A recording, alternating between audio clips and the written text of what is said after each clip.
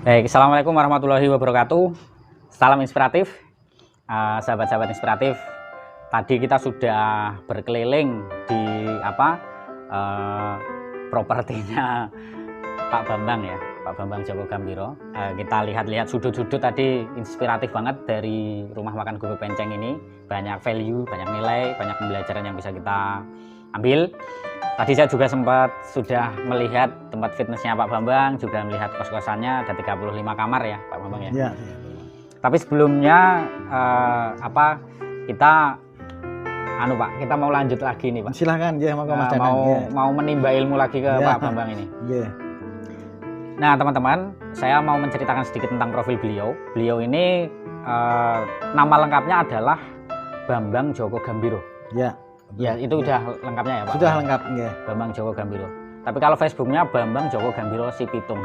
Si Pitung itu sepeda motor yang tadi kita lihat itu. Ya. Nah, beliau adalah seorang mantan pejabat di lingkungan Dinas Pendidikan Pemuda dan Olahraga ya Pak Bambang. Dulu kasih terakhir Kepala Bidang Olahraga. Kepala Bidang Olahraga. Oh, berarti Kepala Kabid ya, sudah Kepala Bidang Olahraga. Beliau mantan atasan saya dulu waktu di dinas ya. Tentu saja tidak secara langsung karena kan jenjangnya jauh. Jadi beliau sudah kepala bidang, saya secara fungsional mengajar di lingkungan Dinas Pendidikan Sleman. Nah, beliau juga seorang menurut saya nyentrik, unik. Kalau bersepeda itu selalu menggunakan pakaian Jawa, keliling ke Sleman, muter-muter di sekolah-sekolah, itu sangat populer di kalangan PNS Sleman. Dan beliau selalu mengkampanyekan stop narkoba.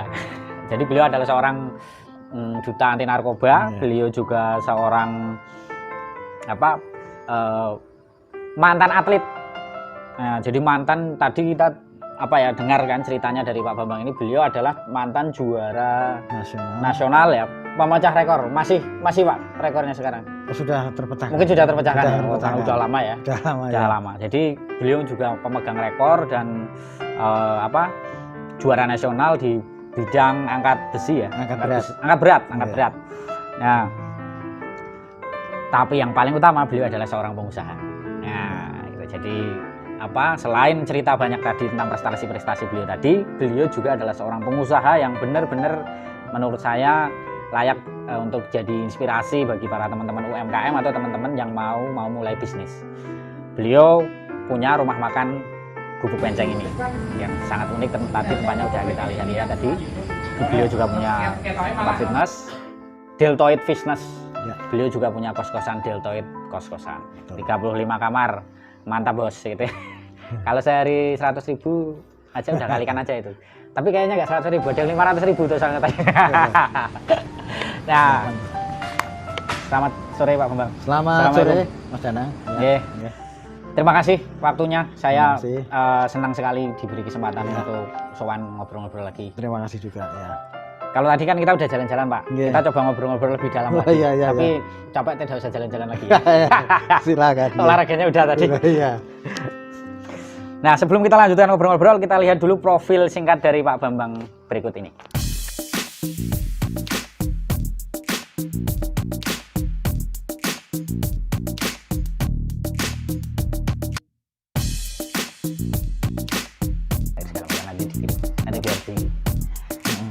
Oke, itu tadi profil lengkap dari Pak Bambang Joko Gambiro.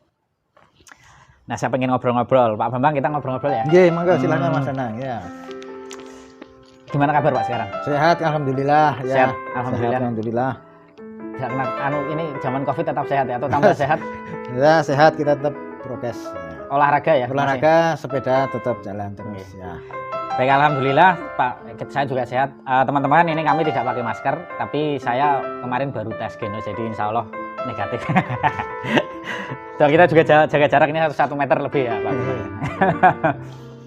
Sibuk apa aja Pak sekarang Pak? Selain kalau di foto itu ngepit montel ya, sekarang sibuk apa aja sebetulnya? Saya Mas Danang, jadi kan Purna 1 April tahun 2020. Tapi saya masih ada beberapa kegiatan-kegiatan sosial di koperasi, di PGRI, di Kormi, di Pabresi, di Kwarcap Pramuka itu. Nah, Yang gambarnya ada di Petro Ya, ada di Ponokawan Ponokawan tadi itu bendera. Mantap, Ya, nggih. Kegiatan saya untuk mengisi kegiatan saya sehari-hari. Masih sibuk Pak, pensiun? Ya, saya berusaha untuk menyibukkan diri Mas, untuk biar kita punya kegiatan supaya tidak waktunya terbuang percuma, karena banyak sekali waktu Biar bermanfaat gitu ya. bermanfaat bagi diri kita sendiri juga bagi orang lain masyarakat mungkin ya. Termasuk dari BNN itu juga saya juga ikut Khairun nas Jadi, tanfa'uhum linas, berbaik manusia yang bermanfaat. manfaat bagi orang guys lain. supaya Jadi nganu manusia. ya, ada aktivitas untuk bisnis tapi juga ada aktivitas untuk sosial juga. Iya, nggih. Jadi memang mulai bisnisnya sejak kuliah. Betul. Tapi kan apa Pak, mungkin tidak semerta-merta mesti langsung bisnis ya. Mungkin Iya. ada cerita juga Pak Bambang pernah kerja yang cerita kayak apa banyakan para pengusaha itu kan susah dulu gitu. Ada Iya, nggak? iya, Ada iya. nggak cerita-cerita Iya. yang seperti itu? Wah, banyak sekali Mas. Jadi saya itu dulu sambil kuliah, sambil sekolah, itu saya pernah jadi satpam Mas. Pernah satpam. Badannya pernah. besar ya? Ya, itu satpam. Kemudian pernah jadi jaga malam. Jaga malam, Jaga saya malam. pernah di kantor-kantor resmi itu jaga malam. Tapi ternyata pengalaman saya sangat banyak pada saat jaga malam maupun jadi satpam toko. Artinya bahwa ternyata yang sok iseng itu ternyata berbagai lapisan masyarakat di toko itu. Termasuk mahasiswa, termasuk pelajar, Iseng, Pak. orang tua, Ngambil. ambil itu ada sampai wah ya nggak enak om saya juga UGM sing juga ya orang mahasiswa itu ya tapi ya hukum tetap tegaknya Joko malam ya sama saja. Berarti memang perjuangan Pak Bambang itu sebenarnya ya nggak mudah ya. Wah, Maksudnya ada cerita susah gitu ya, kerja dulu gitu loh. berliku mas, Berliku. ya. Dulu kan ada sarjana muda, namanya gelarnya kan BA itu. Karena BA? udah nggak ada. Nggak ada. BA, nah, BA kemudian saya selesaikan menjadi S1 kedokteran di situ. Nah, sekarang kan kedokteran juga sudah nggak ada. Sudah nggak ada. Namanya SPD. SIP itu. Kalau SPD kan UNY itu. Nah, saya dokter Andes, sospol, diawali dari BA, sospol, kemudian saya, itu sudah mulai berhenti atlet itu. Saya kuliah di Fakultas Hukum, kemudian juga double di Fakultas Ekonomi di swasta. Setelah itu saya, wah ini nampaknya ada peluang, mumpung saya masih sendiri dan masih semangat, saya kuliah lagi di Pasca Sarjana UNY. Untuk gelar Dan sudah dapat berapa gelar di BA, dokter Andes, Dokter Andes, SH, SH, SE, SE. Punya berapa gelar? MPD. 5 gelar men. Ini BA-nya kan hilang dengan adanya dokter Andes itu. Oh, ganti Dokter Andes. Nah, Jadi ada 4 gelar. Ya, itu liku-likunya begitu mas. Tapi saya senang. Memang senang belajar gitu ya. Untuk menempuh itu kan perlu liku-liku juga. Biar ujian, biar catatan, bagaimana saya harus tetap bekerja. Wah itu. Menyukai tantangan ya. Sampai sekarang saya menjadi senang. Jadi untuk contoh untuk S2-nya di mana? saya S2 UNJ itu UNY. UNY jurusan apa? manajemen pendidikan. Pendidikan. Oh, berarti saya juniornya Pak Bambang. Lulus tahun ini Pak? Lulusnya tahun 2005. Oh, udah lama sekali ya. Saya itu MP juga di UNY, tapi Oh, iya. itu apa? Lulus baru 2018 kemarin wisuda. Oh iya 2005 saya. Itu sudah kerja saya. Sambil kerja sambil kuliah nah, gitu. Jadi dinas ya? Sudah. Jadi dinas. Iya. Luar biasa ya, memang perjalanan apa menarik ya Pak Bambang, itu perjalanannya unik banget itu ya. Iya. Sampai sekarang pun masih unik ya. Saya nulis juga di sungguh-sungguh terjadi. Nah itu Pak, langganan yang itu saya juga sering baca tulisannya Pak Bambang itu gimana nulis-nulis itu? Banyak ya sepertinya tulisannya Pak Bambang itu yang ya tulisan-tulisan yang ada di masyarakat sehari-hari itu, fenomena ada di masyarakat Jawa ya macam-macam lah. Tapi saya berusaha untuk bagaimana bisa mengalir dengan natural itu kayak gitu. Membaca itu nampaknya ya natural seperti kejadian sehari-hari. Jadi memang suka nulis ya. Ya. Gitu. Pak Bambang sebenarnya mungkin teman-teman pengen tahu sih sebetulnya cerita Pak Bambang membangun bisnis ini ya Pak. Iya. Sebenarnya sejak kapan sih Pak Bambang mulai bisnis? Apakah sejak Mungkin sejak kecil atau Ya. tiba-tiba udah dewasa baru mulai bisnis? Untuk bisnis rumah awam ini lebih tepat disebut sebagai warung makan Mas. Bukan rumah makan tapi warung. Warung makan ya? Warung makan. Konten ya. bedanya nih, Ya, ada bedanya. Karena warung itu kan konotasinya konotasi desa, lingkungannya kemudian seperti ini. Lain dengan rumah makan, restoran, kafe itu beda. Konsepnya beda.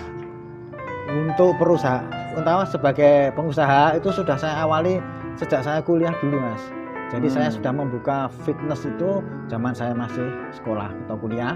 Sejak muda ya? Ya, itu sudah saya mendirikan fitness yang belum banyak saingan seperti sekarang. Jadi masih katakanlah berjaya. Karena waktu itu memang sinkron dengan aktivitas atlet. Aktivitas saya sebagai atlet. Ya, jalan terus. Dengan berjalannya waktu, kemudian saya berusaha di bidang itu kos-kosan.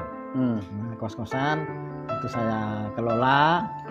Tahun pinten nih kos-kosan itu? Kos-kosan itu mulai tahun 2000. Tahun 2000 saya mulai 20 tahun ya berarti ya? Iya. Saya dengan istri saya karena tahun 2000 sudah mulai ada pendamping istri saya itu. Nah, sekarang sudah mulai mengonsep ada kos putra itu. Tahun 2000 mulai kos-kosan. Deltoid tadi. Deltoid saya kembangkan tidak hanya fitness tapi juga kos. Namanya sama. Deltoid. Deltoid itu nama artinya apa nih? Nah, otot pundak ini namanya deltoid. Deltoid. Nah, iya.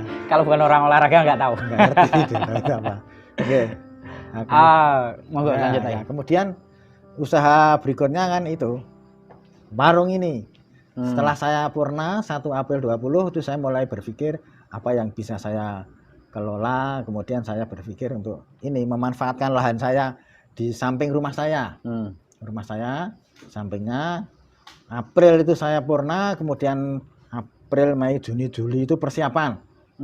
Yang rehab, kemudian menyelesaikan administrasi persuratan. Ini tanahnya punya Pak Bambang sendiri dulu? Punya saya sendiri tanah ini. Tanah milik saya, rumahnya punya saya. Karena luas banget ya. Tadi kan kita sempat jalan-jalan ya. Ini luasnya dari sana sampai muter ke sana kos-kosan itu berapa itu Pak luas? Sekitar 500-an lebih. Lebih lah ya? Nggak lebih. Lebih kalau 500 itu. 500, ini aja udah 300. Iya, ini aja 300. Yeah. Ini kalau properti dinilai valuasi properti ini mahal. Asetnya udah miliaran itu. Mantap ya. Jadi ini kegiatan pas purna tugas. Betul. Purna tugas. Oke. Nah, kalau yang kos-kosan itu dimulai tahun 2000 tadi. Ya. Nah, terus yang bisnis malah sejak zaman saya Mas. Tinggalnya memang di sini dulu waktu. Saya di Gejayan Condong Catur. Oh, aslinya Gejayan sana. Iya, di sana saya juga yang buka fitness pertama kali di sana. Gejayan Condong Catur. Sana sudah tidak ditinggal. Sekarang sudah tidak dipakai lagi fitnessnya, tapi bapak ibu masih ada di sana. Oh, jadi rumah orang tua di sana. Rumah orang tua itu, rumah orang tua. Di sini membeli. Di sini membangun. Membangun ya. Oh, ini tanah. Beli tanah. Beli tanah. Beli tanah. Bangun. Dibangun rumah. Kemudian dibangun warung. Ya. Berarti bisnis kulinernya yang dimulai tahun 2020 ya. 2020 ini. Pasca apa? Purna tugas ya. Purna tugas, jadi Agustus tepatnya. Agustus ini mulai membuka ini. Ya. Belum ada setahun.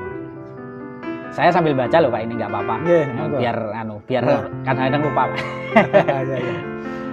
Mengapa Pak gubuk penceng? Nah, itu ada filosofinya Mas.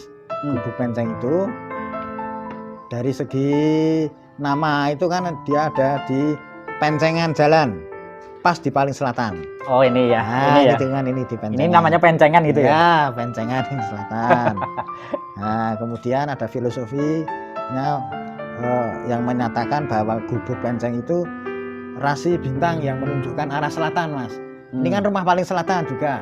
Sudah nggak ada lagi rumah selatan. Jadi sekalian aja pas. Sekalian ya pas ini gubuk penceng itu udah namanya itu. Saya ambil nama itu nuansanya nuansa kekunoan.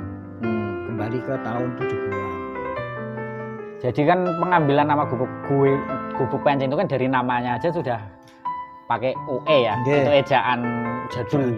Ejaan lama itu menunjukkan bahwa memang konsep dari warung makan ya kalau Pak menyebutnya ini berarti memang konsepnya mengambil desa kekunoan. Iya. Apa Pak uniknya ini? Ini kan sebetulnya kalau kita lihat secara kasat udah unik, tempatnya itu udah aneh itu ya. Iya, iya. Tapi mungkin bisa dijelaskan lebih lagi. Iya. Apa sih keunikannya itu? Kita ini segmennya kan segmen orang dewasa ke atas, Mas. Dan juga dewasa ke bawah. Artinya kita sambil mengenalkan kepada anak-anak kita bahwa yang namanya misalnya namanya telepon itu kan sekarang yang dikenal seperti yang Mas Danang punya ini. Nah, ini ya, padahal kan telepon itu dulunya kan dari awal telepon putar itu, Mas.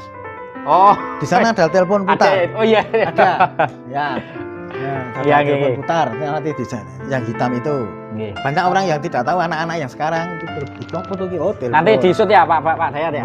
Biar pada tahu nih yang namanya telepon putar kayak apa. Dia juga belum tahu nih. Ya, banyak yang tidak tahu.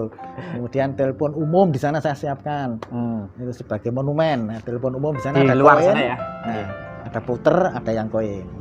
Kalau telepon umum saya masih sempat lihat. Masih sempat ya? Masih sempat tapi mungkin tidak terlalu lama itu. Zaman SMP apa ya? Iya, masih ada ya. Sama awal-awal SMA saya lah itu saya masih ngalami. Tapi setelah itu udah enggak. Banyak HP. Ya. Orang kan pindah ke SMS ke sekarang SMS aja udah nggak dipakai. Enggak ada sekarang SMS-nya WA itu. Ya itu konsepnya yang. Apalagi Pak yang unik kembali ke 50 tahun yang lalu.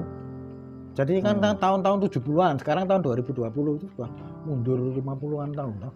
Bukan hanya 80 90-an, tapi 50-an. Ya, 50 tahun. Tahun 70. Foto saya itu tahun 73. 73 ya. Pitung tahun 76. Iya. Sepedanya itu 55 tadi. 55 ya. Oke. Tapi memang sih ya, tercermin dari properti ornamen-ornamen di sini gitu memang ya. Memang ini menunjukkan itu ya, tahun dulu lah. Tahun dulu ya. Dulu banget. Menunya Pak apa aja? Di sini menu bulannya itu ya itu ada nasi pecel, nasi rawon, sop buntut. Itu yang unggulannya. Iya. Ada ada menu-menu tambahan lain ya, kayak tadi kan kita di sana ada lihat tuh ada peyek. Oh ya, itu mah peyek ada. Itu teman-teman UKM. Jadi kita kolaborasi, konsinyasi dengan teman-teman UKM termasuk minuman beras kencur itu, Mas. Ini. Nah, ya itu. Minuman beras kencur. Ini yang tadi saya juga minum itu, Pak. Itu juga dari istilahnya kerjasama dengan UKM, teman yang punya itu jualan, nah dititipkan di sini. Tapi teman-teman ini beras kencurnya memang seger ya, apalagi diminum dingin pakai es. Yeah. Dan konsepnya di sini itu benar-benar kalau kita bilang itu memang asik sih buat sebetulnya mungkin kalau dilihat menunya memang menu-menu yang bisa jadi orang kantoran itu juga cocok banget ya. Bisa, ya. Misalnya pecel-pecel itu siang rapat di sini cocok. Anak-anak muda juga mestinya nyaman ya di sini. Ada nasi rawon, sop buntut itu kan juga menu gede. Kalau itu Pak kan ada angkringan. Angkringan. Itu ada juga? Ada, angkringan itu kalau malam jam 6 gitu sampai jam 10. Ini ada angkringan, ya menunya nasi kucing biasa. Bikin sendiri? Bikin sendiri itu. Bukan titipan ya Mas? Tidak titipan. Nasi kucing, ada sate usus itu. Beli usus sendiri, masak sendiri. Dimasak sendiri. Yang masak yang kerja di sini sekalian. Yang kerja di sini itu, ya. Ada teh, jahe, kemudian minuman-minuman herbal ada, Mas. Teh telang, mawar apa itu. Mungkin ceritanya dulu gimana dulu Pak bisa diceritakan Pak dari pertama-tama kan tadi ini kan tanahnya Pak Bambang sendiri terus sampai dibikin ini bisa diceritakan ya. Saya meneruskan meneruskan bisnisnya. Kalau meneruskan berarti sebelumnya ada? Dulu sudah ada ini embrio warung desa ini. Ada, jadi di sini sebelumnya ada warung dulu. Tapi konsepnya agak beda. Makanannya beda. Rumahnya ya rumah desa biasa, kemudian saya buka agar bisa menjadi lebih mencerminkan nuansa dulu lah, apalagi ornamennya. Dulu belum ada, Mas. Warung biasa itu. Okay. Tapi warung makan juga dulu? Iya. Dulu warung makan juga. Warung makan juga. Ambil alih istilahnya atau dibeli atau gimana? Dibeli tanah rumah boleh. Tukang masak. Kokinya sekalian. Kokinya ikut sekalian lanjut. Ya. Oh iya. Oke, berarti itu tahun 2020. Iya. Meneruskan sebenarnya karena sebelumnya ada. Sudah ada. Iya. Menurut saya itu inspirasi bisnis ya, karena memulai dari nol itu bisa jadi memang lebih sulit. tapi kalau kita bisa tadi ini mungkin mengakuisisi namanya atau apa istilahnya meneruskan ya. Meneruskan tapi beda konsep. Meneruskan tapi dengan perubahan yang cukup radikal lah istilahnya. Ya. Jadi bisa jadi inspirasi mungkin untuk teman-teman yang mau berbisnis juga, misalnya bingung, nah bisnis apa ya bisa dengan tadi beli sak paketannya terus diubah konsepnya diperbaiki kan, model-model seperti itu kan kita juga banyak. Oke. Kalau selama ini Pak Bambang cara marketingnya gimana Pak?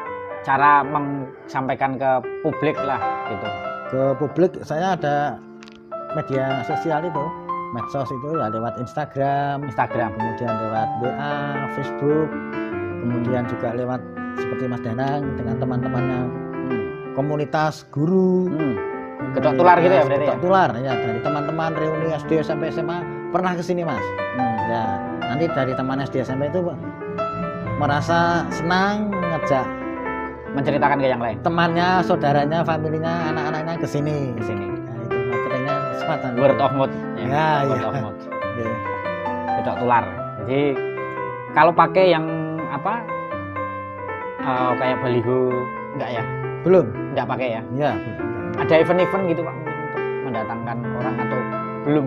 Belum. Mau mengarah ke sana juga mungkin. Ada saran dari teman-teman, undang misalnya Mensesnek, itu kan teman saya. Teman saya kuliah 80. Ngundang influencer Pak. Termasuk ngundang youtuber yang seperti saya ini kan dengan senang hati mempromosikan itu. Ya nanti akan kami pertimbangkan itu. Nanti kalau teman-teman pengusaha, teman-teman karena yang melihat YouTube saya itu juga banyak yang guru, banyak yang PNS sih. Jangan lupa kalau rapat kesini aja, cocok menunya untuk cocok menunya cocok. Terus kantor itu juga bisa. Melayani pesanan yang kardusan gitu nggak Pak? Iya. Melayani ya? Kardusan melayani lewat GoFood bisa. Oh ya. GrabFood. Iya, GrabFood bisa. GoFood. Ya. Bisa. Kardusan ini sering diundang tuh syukuran. Arisan kemana? Diantar ke sana pakai mobil 50 dus, 100 dus ya. Menunya sesuai dengan yang di daftar menu ini atau Pak Bambang juga melayani request? Melayani request. Oh, iya. Melayani request. Asal memberitahu sebelumnya tidak mendadak itu. Tidak mendadak ya. Untuk belanja dulu. Menunya sebenarnya udah lengkap ya. Misalnya untuk snack ada, snack minuman juga lengkap banget. Dan menarik menunya. Pak Bambang ada nggak cerita berat, perjuangan yang cukup berat? Ada nggak? Atau gampang saja dari awal berdiri sampai sekarang gampang saja? Oh iya, yang namanya usaha pasti ada cobaan, ada rintangan, ada tantangan. Mungkin ada kendala, kendalanya. tantangan apa? Ya pasti untuk pemasaran ini, saya melihat di tempat-tempat lain kan, saya selain itu juga saya ingin mencoba melihat yang lain. Yang lain lebih sepi tempatnya. Mengapa pengunjungnya banyak? Nah itu saya harus tahu. Ternyata juga sama Mas Danang tadi harus banyak komunikasi dengan pihak lain supaya promosinya itu sampai. Karena kalau ini saya menilai ini tidak kalah dengan mereka yang sudah tenar tapi ternyata tempatnya di dalam gitu. Menurut saya konsepnya mungkin malah bagus ini. Ya makanya loh ini karena worth it ini untuk ngumpul jagongan makan itu cocok gitu. Cocok ini. Ya mudah-mudahan ke depan nanti Mas Danang boleh nanti sharing-sharing Pak. Iya. Berarti cerita kalau pandemi kemarin pengaruh nggak Pak? Pandemi kemarin ya kita batasi. Kemarin itu ini sudah dipesan tapi ternyata pesertanya 70 orang. Dua komunitas berbeda pesan di sini, yang satu itu senam yoga. Pak saya pesan tempat. Oh iya bisa. Untuk lebaran berapa orang? 70 orang Pak. Waduh kalau 70 orang nggak berani saya. Karena ini maksimal daya tampung 50. 25 di dalam, 25 di luar. Waduh ya. Setelah itu ada lagi komunitas sepeda. Goes. Nah, ada goes. Goeser. Saya tanya juga sekitar 80, 70. Waduh, nggak bisa, Pak. Terlalu banyak. Nanti saya ditegur wong Jawa Tengah ukah banget. Itu. Bablas kita kan pikir niku lho, Pak. Wah, iya. Kalau goeser kan paling biasanya juga jalan-jalan itu. Iya, saya Pak. Wah, ini peluang emang sebetulnya, tapi ya gimana lagi. Besok terima aja tapi mungkin tambah tekan. Oke. Ya itu. Oke Pak, berarti pandemi ya tetap berpengaruh ya Pak ya? Iya, iya. Cara ngatasinya gimana Pak? Ada cara-cara untuk agar pemasarannya tetap jalan. Itu ada yang melalui GoFood, kemudian juga melalui yang menerima pesanan lewat dus itu, nasi box. Kita tetap jalan biasa. Dan juga kita membatasi, kita tidak tutup sama sekali tidak. Jadi kita hanya membatasi jumlah pengunjung. Biar tidak terlalu kemruyuk gitu. Ya, kita batasi itu aja. Tetap jalan biasa. Ya. Tapi tetap ya, pandemi tetap. Tapi ini bukan pandemi ya mungkin ya. Bukannya ini kan Pak Bambang, Pak Bambang pensiun itu kan pas pandemi. Itu, April itu mulai itu. Berarti ini bukan memang sudah pandemi. Iya, gitu sudah pandemi. Sudah pandemi.